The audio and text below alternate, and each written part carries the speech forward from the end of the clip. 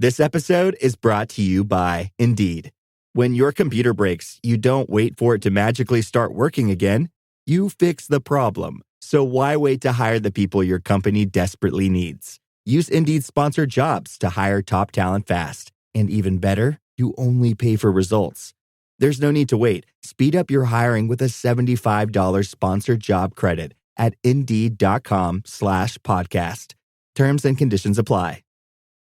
Today at T-Mobile, I'm joined by a special co-anchor. What up, everybody? It's your boy, Big Snoop Deal Double G. Snoop, where can people go to find great deals? Head to T-Mobile.com and get 4 iPhone 16s with Apple Intelligence on us, plus 4 lines for $25. That's quite a deal, Snoop. And when you switch to T-Mobile, you can save versus the other big guys' comparable plans plus streaming. Respect. We up out of here. See how you can save on wireless and streaming versus the other big guys at T-Mobile.com/switch. Apple Intelligence requires iOS 18.1 or later.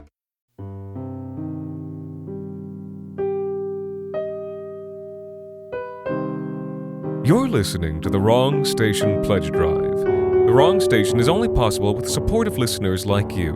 Become a subscriber today by visiting patreon.com/thewrongstation. You'll receive access to bonus episodes, behind-the-scenes discussions, our new book club, and so much more. Today, The Wrong Station is proud to present .999 by Alexander Saxton.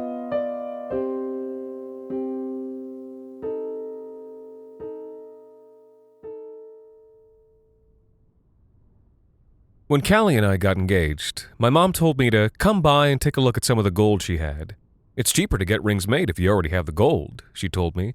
I've got some pieces I never wear. You may as well turn them in and see if you can get a deal. Upstairs at the old place, we spent an hour one Sunday afternoon hunched at her jewelry box, squinting at pieces in the light by the window. Oh, yeah, she said. I never wear this one. You should take it. What's that, 10 carat? How do I tell? There's a little stamp inside the ring. And, lo and behold, when I held it to the light, a minuscule 10 and a minuscule K. One ring to rule them all, I said. Well, not quite. There's not a lot of weight of gold in there, so it probably won't be worth all that much. Still, anything helps. Take it. Then she frowned, pulling out a little box she didn't seem to recognize. I recognized the logo on the box's lid, even though it was an older 1980s prototype of the logo used today. Kincaid Gold. Now, what is this? Oh, I know. This is one of your grandmothers. She always spoke about her mother-in-law this way. Your grandmother. She popped off the lid. Well, I said. It was some ring. Thick. Heavy. It had a profounder, glossier hue than the light, scored metal I was used to seeing my mother wear around. A slight geometry to the shape, which almost made the ring look like a hex nut. Now that is an 80s ring, I said. Here, you should take it. It'll be worth something. More than the other one, anyway. She tipped it out of the box into my waiting hand. And it felt heavy. Heavy as it landed. Now, as it happens, 2 of my former roommates were goldsmiths. I guess the odds of living with 2 goldsmiths increase rapidly as soon as you live with one. Braun works in TV now, so I went to see Oksana instead. She has a nice studio now, a shared space in an old converted factory near Moss Park. Pale yellow brick and bright wide open windows on a green central courtyard. Beautiful old hardwood floors. We sat for a few minutes catching up, and then for a few more minutes chatting about what we were looking for out of our rings. Callie wanted a simple band in yellow gold, and I, on the other hand, wanted yellow gold in the shape of a simple band. Oksana laughed. Yeah, easy enough. You mentioned in your email you wanted to recycle some gold for the rings. Yeah, I got a few pieces for my mom. I rummaged in my pocket. I think they're all 10 carat, but that's what we want since it's a little more durable. She nodded, took the first, smaller ring that my mom had given me while I dug for the second, my grandmother's. Yeah, looks like 10 carat, she said of the first. It's white gold, though, so that makes things a little bit more complicated. Oh? Yeah, so how it works is, if you wanted white gold, I could just melt this down and make a new ring. But since you want yellow gold, what I would do is take this to the recycling place, and they'd melt it down and give me the value of the gold in the ring, which with 10 carats is about 40%. Here, I can I can wait right now, actually. Yeah, so at 40%, bear in mind the price of gold goes up and down, so this is just an estimate. She tapped at the calculator. So, yeah, they would probably give me about $100 for this. Not great, but something for sure. Yeah, may as well, I said. And then I would buy the yellow gold and make the ring and take the price of this gold off the total. Yeah, makes sense to me. Oh, and here's the other ring. Oh, hello, she said. Is it worth a good deal more? Feels like it, she said, weighing it in her palm. There's no carat marking in there, just some numbers. She said, squinting inside. Then her eyes widened again, even wider this time. It says .999, which, unless it's fake, means this is pure gold. Oh, wow, unless it's fake, is there a way to test that? Oh, yeah, easy. Come on. She led me through a side door off the main room, into a narrow workspace with a lab bench and some pieces of equipment I didn't recognize. One sort of looked like a tiny kiln. One held a sort of blue plastic bath. One was, I think, an actual slow cooker. And one looked like a sort of brush lathe thing. But she flowed past all of them and settled down on a stool at the end of the bench, in front of a glass cutting board and a chemistry set. You do all your work in here? I asked, surprised. I'd imagined some sort of dwarven forge, but I guess goldsmithing isn't that intense. Yeah, most of it. Anything that involves really powerful heat we can outsource, but you'd be surprised how much we can take care of right here. She put on gloves and eye protection and used a small knife to create a tiny nick inside the ring. Then she placed the ring on some folded paper towel on the glass tray. Here, put these on. She handed me my own pair of protective glasses and then reached for a brown glass bottle. So this is basically just an acid, she said. Nitric acid, aqua fortis. And what happens when we drop a few droplets here? She fell silent. What was supposed to happen was this. If there were impurities in the metal, then the acid would have reacted, turning milky if the gold had been cut with silver, boiling with green foam if it had been cut with copper alloy.